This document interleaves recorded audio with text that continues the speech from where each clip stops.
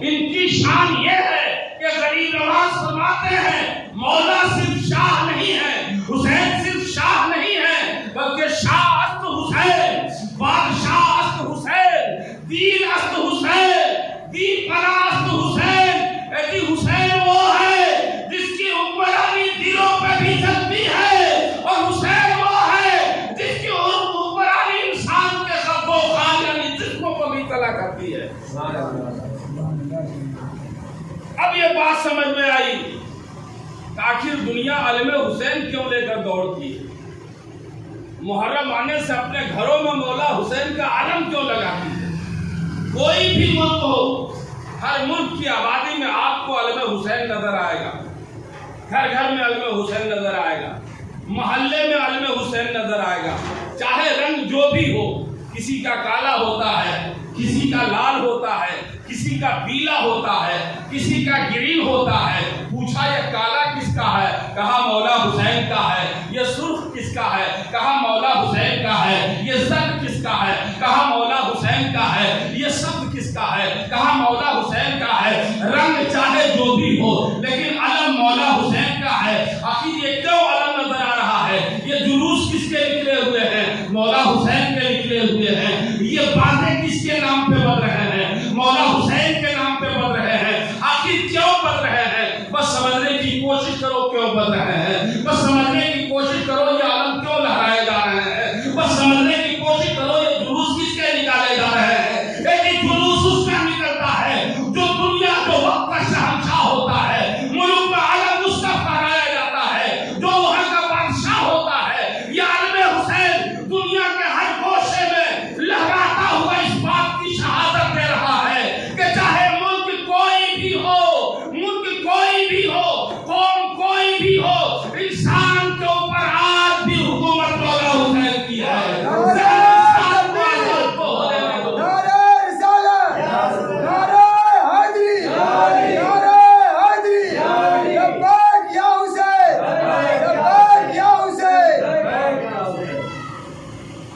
نقارہ بجانے کی تفصیل نہیں سمجھ میں آتی ہے، مقصد نہیں سمجھ میں آتا۔ کیا تو ملک کی جب جشن آزادی منایا جاتا ہے، یوم جمہوریہ منایا جاتا ہے، اس موقع سے نقارے بجائے جاتے ہیں، جلوس نکالے جاتے ہیں، خصوصیت کے ساتھ جھنڈے پھہرائے جاتے ہیں، تو کیوں کیے جاتے ہیں؟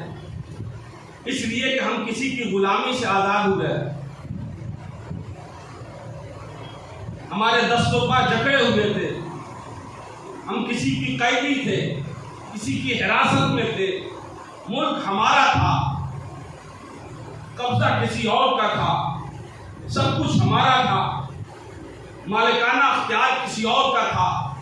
ہمارے پرکھوں نے، ہمارے آباء و اجداد نے قربانیاں پیش کی، پھر اس ملک کو آزاد کیا۔ وہ دن ہمارے لیے تو دوستو وہ دین اسلام جس کو یزید مٹانے کے در پہ تھا، یقین جانے اگر مولا حسین سینہ صفا نہیں ہوتے تو مدینے میں لہلہاتا ہوا اسلام مکے میں آ کر ہمیشہ ہمیش کے لیے جل کر کربلا میں آ کر ہمیشہ ہمیش کے لیے خاکستر ہو جاتا۔ مکے شریف کا وہ اسلام جو مکے میں اپنی روشنی سے ساری دنیا کو چکا چوند کر رہا تھا، کربلا میں وہ ہمیشہ ہمیش کے لیے شمع اسلام گل ہو جاتا۔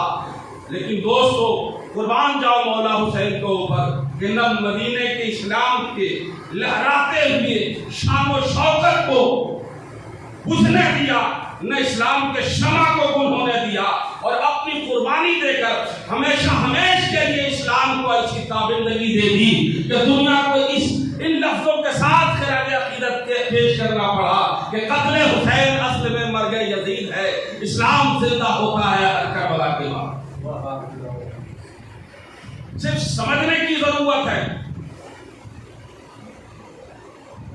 بھائی آپ کی مرضی ہے، آپ جو چاہو ترجمہ کر لو، کسی کے بھی فکر کو۔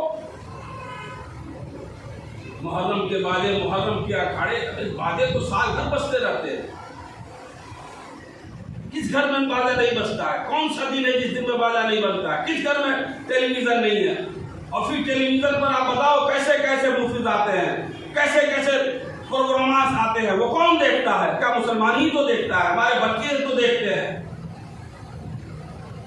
محرم میں ایک دن کبھی تم نے سوچا کہ بجانے والا یزید کا جشن منا رہا ہے یا مولا حسین کی فتح و نصرت کی تشہیر کر رہا ہے؟ اس کی فکر کو کبھی ٹٹولنے کی کوشش کی؟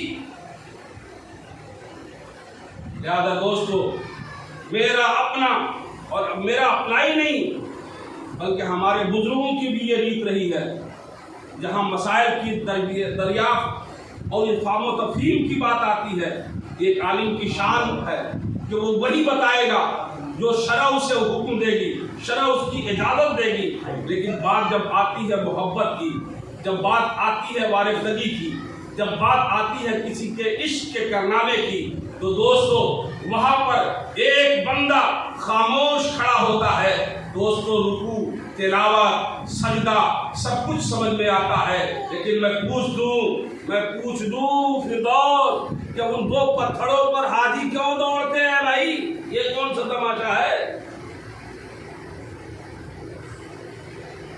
صفا اور مروہ، اس پتھر سے اس پتھر، اس پتھر سے اس پتھر، جو مختلف ارکان ہیں حج کے، اس کا فلسفہ تو ہمیں کچھ بھی سمجھ میں نہیں آتا۔ تو قرآن وہاں پر تصدیق کرتا ہے، بس کچھ نہیں۔ اماں حوا سے لے کر حضرت ہاجرہ تک، اور حضرت ہاجرہ سے لے کر میری ماں تک، اور میری ماں سے لے کر قیامت تک کی ماؤں تک، میں ایک ایسی خدا کی بندی جو ایک نبی کی بیوی تھی، ایک نبی کی ماں تھی، اور نبیوں کے نبی امام الانبیاء کی جدہ تھی، یعنی دادی تھی۔ اس نے اللہ اور اس کی رضا کے خاطر ایک صحرا میں، جہاں دور دور تک نہ آدم زاد، نہ پانی کے چشمے، نہ زندگی جینے کے کوئی اسباب، لیکن صرف یہ تصور تھا اس کا کہ اللہ کا حکم ہے کہ میں اپنے نومولود بچے کے ساتھ یہی رہوں۔ یہ جائے کہ کھانے کے لیے دانہ نہیں ہے، پینے کے لیے پانی نہیں ہے۔ او ماں ہاجرہ، بھوک سے آپ کا بچہ مر جائے گا، پیاس سے آپ کے سینے کا دودھ خشک ہو جائے گا، کچھ تو عقل کا سہارا لیجئے۔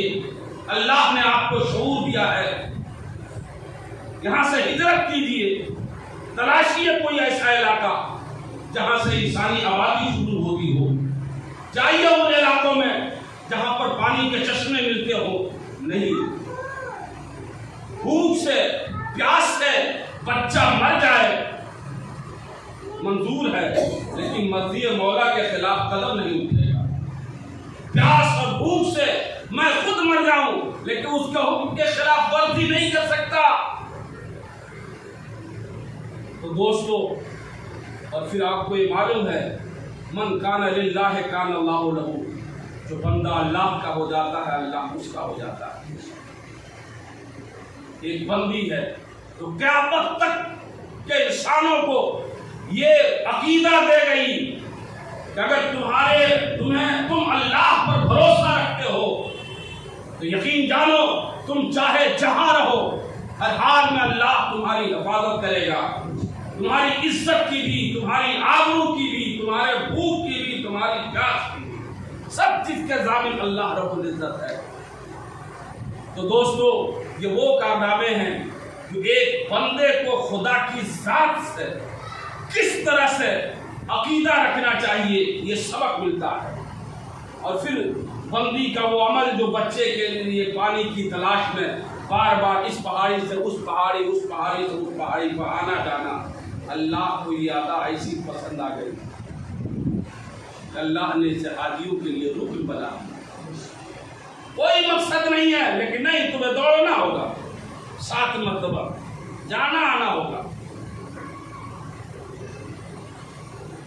مولا 2 سجدے کے بجائے 5 سجدے کا حکم دے دے نماز میں، یہ سمجھ میں آتا ہے سجدہ تیرا ہو رہا ہے، یہ کیا ہے؟ کہا نہیں، یہ تمہیں کرنا ہوگا۔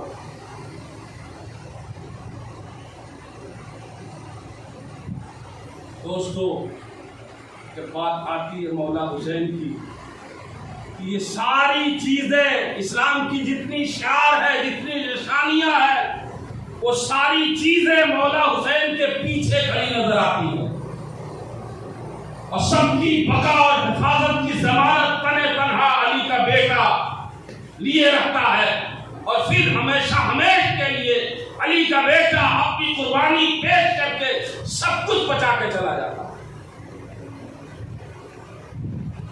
جو مولا حسین کا عشق نہیں رکھتا، اہل بیت سے محبت نہیں کرتا، یقین جانو اسے کوئی حق نہیں ہے اپنے آپ کو مسلمان کہنا، اس لیے کہ یہ سارے حقوق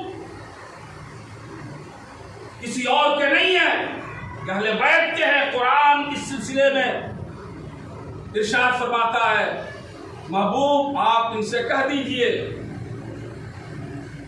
کہ میں تم سے کچھ بھی نہیں مانگتا، اس پر یعنی اسلام پر، قرآن پر، شریعت پر، حج پر، زکوٰۃ پر، نماز پر، روزہ پر، کسی بھی چیز کا کوئی عوض، توحید پر، رسالت پر، معرفت پر، کسی بھی چیز پر تم سے کوئی عوض طلب نہیں کرتا۔ ہاں اگر تمہیں معلوم احساس ہے کہ نبی کے ذریعے سب کچھ مل رہا ہے اور اس کے عوض کچھ دینا چاہتے ہو تو بس اور کچھ مت دو، میری اہل بیت سے محبت۔ تو نماز دینے والے نے کہا دیا کہ نماز کے عوض اگر نبی کو کچھ دینا چاہتے ہو تو میری اہل بیت سے محبت کرو، روزہ کے عوض دینا چاہتے ہو تو میری اہل بیت سے محبت کرو، حج، زکوٰۃ، اسلام، قرآن، حدیث، روحانیت، معرفت، طریقت، شریعت، یہ کسی بھی چیز کا عوض اگر دینا چاہتے ہو تو اس کے عوض کچھ اور نہیں چاہیے مجھے، بس میری اہل بیت سے محبت کرو۔ جب کلیئر کر دیا اللہ نے، تب بھلا بتاؤ اگر حق کے رسالت جناب ابو بکر ادا نہیں کریں گے تو صدیق نہیں بنیں گے، عمر نہیں ادا کریں گے تو فاروق نہیں بنیں گے، عثمان نہیں ادا کریں گے تو غنی نہیں بنیں گے۔ یہ حق صداقت، حق اجرت رسالت ہے، یہ حق اسلام ہے، یہ حق قرآن ہے، یہ حق نماز ہے، یہ حق روزہ و زکوٰۃ ہے، حسنین کریمین سے اور اہل بیت سے محبت کرنا۔ اس لیے دوستو، اے نماز پڑھنے والوں، یقیناً نماز پڑھنا تمہاری ہماری زندگی کا مقصد ہے، اور جب بندہ نماز میں ہوتا ہے اور جب سجدے میں جاتا ہے تو وہ خدا سے اتنا قریب ہو جاتا، ایک باریک شے بھی اب اس کے درمیان میں گر جاتی، بندے اور خدا کے درمیان۔ یقیناً یہ بڑا سعادت مند لمحہ ہوتا ہے، لیکن اتنا ہوش رہے نماز اس وقت تک تمہیں پڑھنے کا حق نہیں حاصل ہوتا جب تک کہ تم اہل بیت سے محبت نہ کرو، اہل بیت سے محبت نہ کرو۔ اور نبی نے اہل بیت کی محبت اس یوں ہی نہیں واجب کر دی، بلکہ نبی کی نگاہ دیکھ رہی تھی اور خود خدا دیکھ رہا تھا کہ ساری چیزیں جو میں دنیا کو اپنے نبی کے ذریعے دے رہا ہوں، ان ساری چیزوں پر حملہ ہونے والا ہے، اور ان ساری چیزوں کو جو بچائے گا وہ کوئی اور نہیں بلکہ نبی کی اہل بیت بچائے گی، نبی کا نواسہ بچائے گا، نبی کا خاندان بچائے گا۔ تو دوستو، بس آخری جملہ وہ یہ ہے کہ ہمیں جاننا ہے کہ حق پر کون ہے، تو اس کے لیے قرآن کافی ہے۔ قرآن آپ کے لیے اللہ تعالیٰ فرماتا ہے، آپ کے سامنے کنفیوژن سوال پیدا کیا جا رہا ہے کہ یزید بھی نعوذ باللہ من ذالک حق پر تھا، تو وہ بھی نعوذ باللہ من ذالک شہزادہ تھا، تو پھلا تھا، تو ٹھیکا تھا۔ سنو، ہم نے قرآن میں فیصلہ کر دیا ہے، ان اللہ مع الصابرین، کہ بے شک اللہ صبر والوں کے ساتھ ہے۔ کس کے ساتھ ہے؟ صبر والوں کے ساتھ ہے۔ اب تم صبر اگر یزیدی خیمے میں دکھا دو تو میں یزید کو حق پہ مانوں گا۔ تم یزیدی خیمے میں سب کچھ دکھا سکتے ہو، نماز، روزہ، حج، زکوٰۃ سب کچھ دکھا سکتے ہو، لیکن صبر نہیں دکھا سکتے ہو۔ اگر صبر دیکھنا ہے تو حجرہ فاطمی سے شروع کرو، اور مولا حسین کا رشتے سفر جو مدینے سے شروع ہو رہا ہے، ہر قدم پر دیکھتے جاؤ، صبر ہی صبر ہے، صبر ہی صبر ہے۔ مدینہ چھوٹ رہا ہے، صبر ہے۔ بیمار بیٹی شوبرا کو بخار میں تپتے ہوئے بے ہوشی کے عالم میں گھر پہ چھوڑ کر کے اولاد علی ابن علی مولا حسین گھر سے نکل رہے ہیں، صبر ہی صبر ہے۔ مدینے کی بہاروں کو الوداع کہہ رہے ہیں، صبر ہی صبر ہے۔ مکہ پہنچے، مکے کو الوداع کیا، کعبے کو الوداع کیا، صبر ہی صبر ہے۔ قدم قدم پہ صبر ہی صبر ہے۔ کربلا پہنچ گئے، صبر ہی صبر ہے۔ 7 دن کربلا میں، 8 دن کربلا میں قیام ہو رہا ہے، پانی بند ہے، خیمے میں دانا نہیں ہے، کوئی اف نہیں، کوئی شکایت نہیں، کوئی طلب نہیں، حتیٰ کہ وہ گھڑی آ گئی، شہادت کا دن آ گیا، نظروں کے سامنے پورا خاندان ایک کے بعد دیگرے کٹتا جا رہا ہے، لیکن مولا حسین اف تک نہیں کر رہے ہیں۔ مولا حسین کو کوئی گلا و شکوہ نہیں۔ ہر مقام پر آتانی الحسین تو صبرا، میرے پروردگار مولا حسین کو صبر عطا فرما، اور صبر کا مظاہرہ کرتے ہوئے نظر آ رہے ہیں۔ گویا یہ صبر حسین، صبر حسین، صبر حسین دنیا کو یہ بتا رہا ہے کہ اے نمازوں میں ڈھونڈنے والے، آخری جملہ ہے، اے نمازوں میں ڈھونڈنے والے خدا کو، اے نمازوں میں ڈھونڈنے والے اللہ کو، اے رکوع و سجود میں اللہ کو ڈھونڈنے والے، اے روزوں میں اللہ کو ڈھونڈنے والے، اے کعبے کی طواف میں اللہ کو ڈھونڈنے والے، ارے اللہ نے اپنا پتہ بتا دیا ہے۔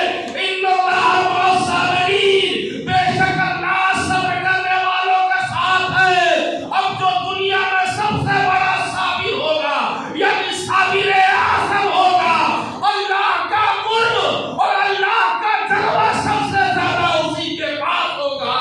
یہ قرآن گواہی دے رہا ہے، اور قرآن فیصلہ کر رہا ہے کہ خدا کو ڈھونڈنے والا اگر کہیں خدا کو نہ پائے تو تھک ہار کے وہ کہیں اور نہ جائے، بلکہ مولا حسین کے پاس آ جائے، خدا اسے مل جائے گا۔ اس لیے کہ اللہ نے فرما دیا ہے، اللہ صبر کرنے والوں کے ساتھ ہے۔ یہ قصہ لطیف ابھی ناتمام ہے، جو کچھ بیان ہوا وہ آغاز تمام تھا۔ وآخر دعوانا الحمدللہ، السلام علیکم۔